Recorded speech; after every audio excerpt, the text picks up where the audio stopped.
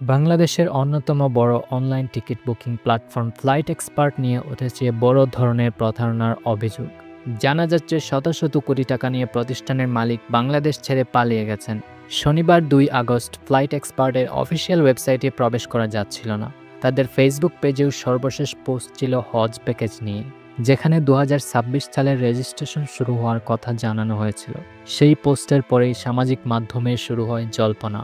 একজন ফেসবুক ব্যবহারকারী লেখেন, ফ্লাইট এক্সপার্টের সব সেবা বন্ধ, যারা এখনও ফ্লাই করেননি দ্রুত টিকিটের স্ট্যাটাস চেক করুন। এদিকে প্রতিষ্ঠানটির সেলস বিভাগের একজন সদস্য মামুনুর রশিদ সংবাদ মাধ্যমকে জানান, শুক্রবার রাতেই আমাদের মালিক দেশ ছেড়ে পালিয়েছেন। ২০১৭ সালের মার্চে আনুষ্ঠানিক যাত্রা শুরু করে flight expert. Ticket, hotel, tour package, এমনকি ভিসা প্রসেসিং পর্যন্ত করত তারা। বিশেষ করে সাশ্রয়ী মূল্যে বিমানের টিকিট বুক করার সুবিধা ছিল তাদের জনপ্রিয়তার প্রধান কারণ। তবে এত জনপ্রিয়তা অর্জনের পরেও এখন উঠে আসছে ভয়াবহ অভিযোগ। দেশি বিদেশি অনেক এজেন্সি কোটি কোটি টাকা বিনিয়োগ করেছিল এই প্রতিষ্ঠানে, আর এখন প্রতিষ্ঠানটি এক প্রকার নিখোঁজ।